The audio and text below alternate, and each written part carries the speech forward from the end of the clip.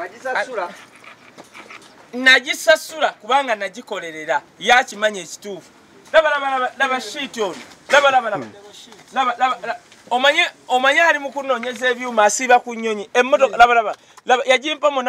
yagituwa tekyusa tekola ki ebintu byonna yabisiba super glue bikoze bitya. Dash kananula yangamba parking awe level tosobola kuvuga ebyo bintu kasasule. Osegera emmotoka ojeba sibu nenyinda ne mukadde enzibu onoonya ebyuma tobirabana. Ne mwana njogera mbadde eno ebenzi sebola ne gwe dabayo ebenzi eno bagimpa emipiira gino gye n'emipiira gino ebiri nagigula $7,000 gijo genda giriyo gyo maaso olabe sente gye nagigula yampa emmotoka gwe genda okebera emmotoka z'oyo gayi tezibaako mipiira girabe naye jangu olabe kwata amayinja jangu olabe sheet ono omanyi oyo kyali agenda nadda kumwe Alex gigino emipiira ekiriko ekipya ku mmotoka eno gy'emipiira gino n'egyo mu maaso gye nagula gayo ebiri $7,000 laba eri ku byuma oyo kyali kyasinga okukola yaddira emmotoka eno enkadde bw'ojja bambi n'akuwa enkadde naye ng'akuwadde kizibu wuliriza nagigula kubanga nagikolerera genda omubuuza endagaano eyaliwo kankubuuze Alex ng'oyogera amazima laneke wali omumanyi nga tanampa mmotoka wali tomumanyi yogera amazima ng'omuntu gwe badde bagenda okwanjula omusajja wali tomumanyi naye yalaba omuntu atraining agenda obuuze kojja bajjo yangamba wisdom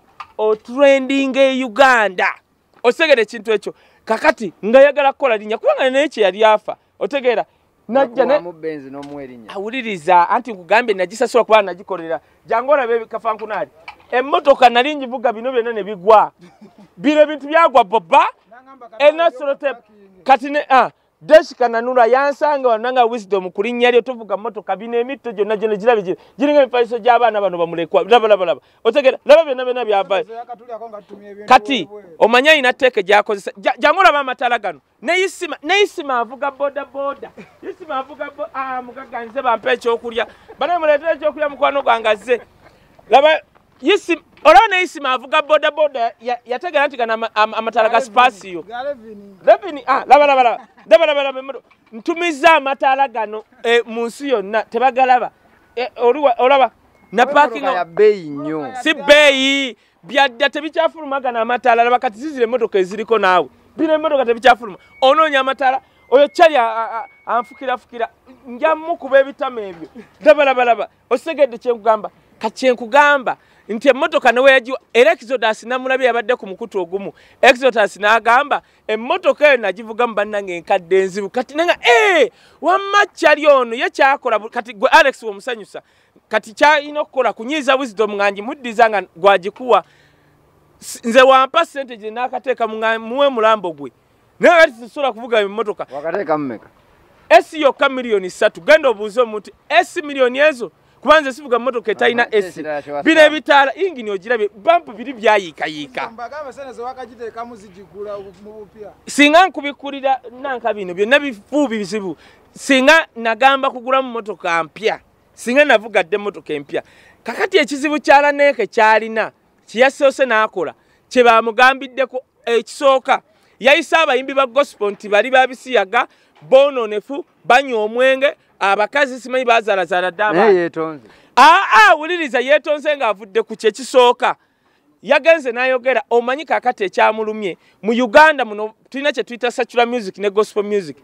secular music be bawuma ebibiina byonna nga obiraba gospel music balina federation yaabwe etwala ebibiina ebyo ebyabayimba Catholic music aba Seventh Day bani fena twegattirwamu ne tulonda president ogu omu kakati ye Laneke yali alowooza ajja bafuga paka Laneke baadde bamugumiikiriza lwa karakita ye actually ne Musumba Jackson yali tamanyi nti oyo guy alina karakita bwetu ekyokubiri Laneke nze nalabe ku video bwe ne ngamba Laneke wanaagenda mu maaso buno abasumba ne babula bajjamu ku bampi nze namugambye nti oyina ebintu nga bina waliwo abatwala mu kkooti atali omu nno yakalabako kopi ayagala $2,000,000 waliwo abalaba n'abamutwala balina omukuba ebinnya ebyo kubanga mwawanika nnyo kyali oyo nga tanneetengerera hokyeta neetengerera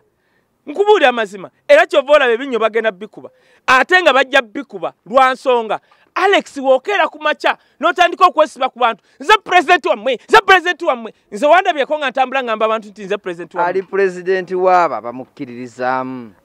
kye kigenda omukubya ebinnyo ekyo kyoyogedde ekyo Alex music omumanyi njagala ogambe Falo oyo akwate bakulembera abaleeta awo kakati nze ndagira abakulembeze ba association yunaga viga bani nabo baleete ojja kulaba nga ye baleese actually guy mugeza so n'ogenda n'akuŋŋaanya wali abantu nga buli omu amuwadde omutwalo ng'abainaale mu kye bakola n'agamba obayimbi ba gospel osegera mwapika nnyo kyali oyo nga tanneetengerera mu ntegeera mu physical ne spiritual naye agamba Yesu Kristo saa zino yeetaaga mutabagane bani ng'amaze tuleetako biwalaata bye kutupamira nga tumala gategeeragana nze nkugambye kyalina okukola wajja ku gundi ku TV zammwe alina osooka ne yeetonda kyeyakkiriza yasoose ne afukamira mu meeting actually nzaamuwolereza bonna babadde omusumba Josh omwana wa Jackson Senyonga secretary we CEO Federation Copyright n'abalala nembagamba mwenange mukunganye wano nze mukwano gwala nekera nkyali mukwano gwe kuba mwagala naye obusiru waliwo obutuuka nga tebugumiikirizika agamba bwali busungu si busungu yawula obusiru mbuuze alina gundi report ya P2 olaba ku mulembe gwa Museveni bonna basome tosobola kusoma mu baasamu abo kati oyaga tukolere eki kwetwala nti n'oluzungu ne lwayogera lwabalokole olw'okugatta zizeiza kakati zizeiza byayogera ebyo bye bagattagattanga bayita mukama yampa miracle kwogera luzungu kakati oyo guy mwamupikapika nze nali nsirisi ne kasita olumba abayimbi ba gospel kati wuliriza nze mu 2023 baguba music wange mu radio z'abalokole nganze banvunano batwala obaleeta mbu musachura okuyimba bagoba nze ne Judith babiri music we naddayo mu radio zaabwe nze ngeri ndoza gye sayina nnyo mwoyo teyaddayo wuliriza si kye kitulese ne bamugoba bwe bamugoba teyaddayo which is okay wemba nali siyimboloza nandibadde wano ngo ntunzaamu muzindalo oba bandi nonze abayimba gospel nga president waabwe nina award 2 yakulagayo bayinayo ne ka certificate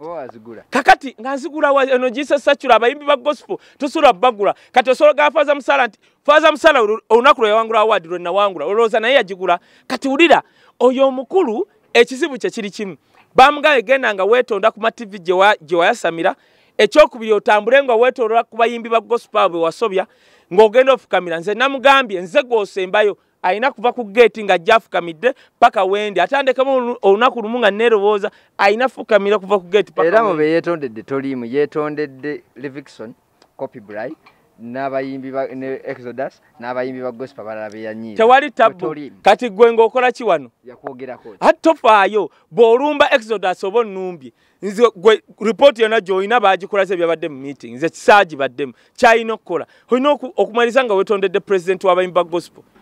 yes nze president waabwe agamba muri bamukwano actually ekyo talimbyo manyi osobola okuba neddamye ewaka n'embwa n'embuzi kakati asobola okuba nga agwa mu kimu kyonna kubanga kati asobola kuba mbwa yange kubanga etegeera nnyo kati ewaka no bayirawo kye bamugambye he has to denounce that era waba takikoze ajja kudda ate wadda first of all ayina okwetonda ng'afukamira ayina okudenouncinga nti bannange siri mukulembeze w'abayimbi ba gospel wabula ndi chairman wa GMR kampuni yange era gwe musabe ebiwandiiko ojja kulaba nga kampuni ye kubanga obukulembeze teba kampuni ya muntu ekyokusatu nze neewuunya wagamba nti no mugagga bw'aba mugagga obugagga bwe lwaki akwata abaana ba gospel ng'abatwala mu wuma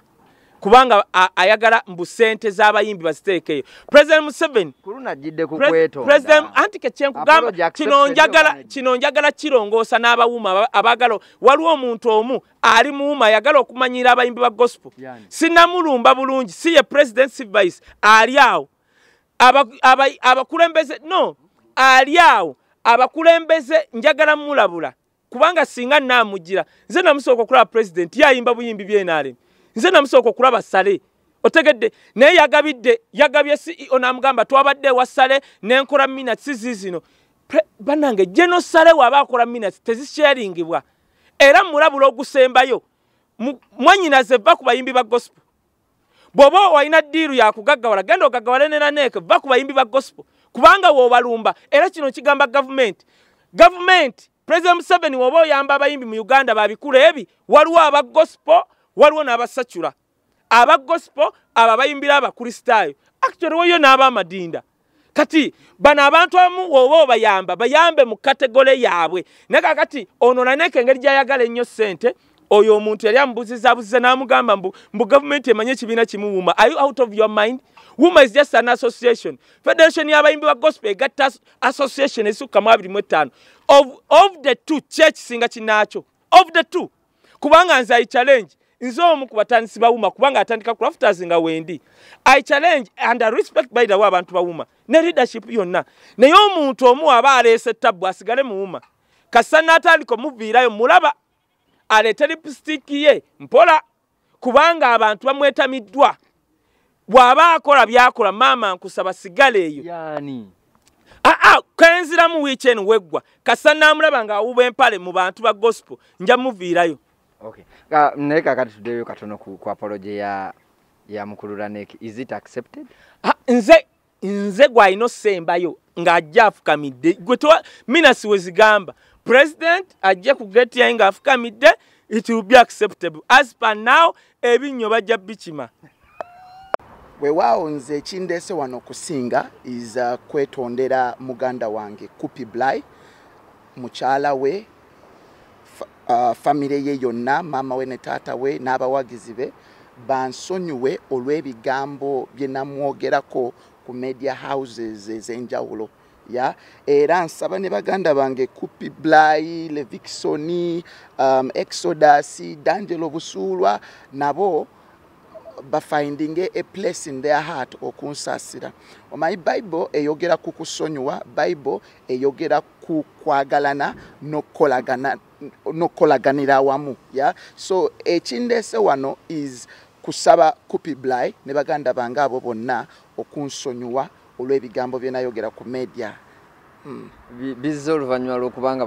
bakutaddeko lawsuit oba just weekubye mu mutima ng'omuntu? Nedda omanyi kino nkikoze kuva ku ntobo y'omutima gwange tewali ankase nkikoze kozi ne Yesu kye yandikoze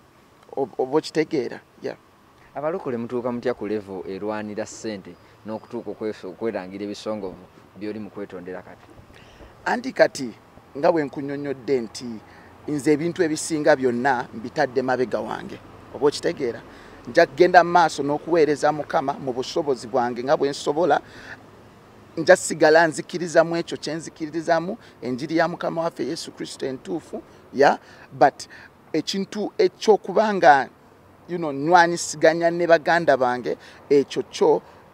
nkivuliddeko ddala. Weetonze essaawa zino ebintu bye wayogera ku kamera tebyali bituufu? Omanyi bwali busungu oba okitegeera ndi muntu ng'omuntu omulala yenna kati kyova olaba nzize kubeetondera bansaasire era bansonyiwe. Obusungu buva ku ki watu kukwogeza byotena nga ensi yonna bw'ebadde eraba wabaddewo ebibadde bigenda mu maaso eby'enjawulo sijja kumenya nti kino nakiri nakiri naye wabaddewo okukuubagana nnyo oba okitegeera. So yensonga lwaki nvuddeyo ne ŋŋamba no kankola ekyo Yesu kye yandikoze oba okitegeera kankola ekyo kye tulina okukola ng'abooluganda mu Kristo. Yensonga lwaki nzize ne ŋŋamba munnange baganda bange nsaba bansonyiwe oba okitegeera. Yes, bigambo bye nayogera ku Kupi ebyo oba okitegeera kwe nsinza okuteeka essira nsaba ye ansaasire oba okitegeera. Ne baganda bange mbeetondedde ne mbagamba naye bansonyiwe oba okitegeera. Abantu bewetondedde Kaye taliimu naye ate nga twamulaba Wisdom Kaye simuyinaako obuzibu bwonna yensonga lwaki ye simutaddemu mu bino byonna. Naye takuyinaako buzibu? Simanyi but nze kyemmanyi taninaako obuzibu because interviews ezesinga ez'enjawulo ze mbadde ndaba nga ndaba taninaako obuzibu ate nange simuyinaako obuzibu. Yalina ensonga ze lwaki aba ayogera bw'atyo oba okitegeera. Yes. Olemedde kati kwetonda weetonze. Yes.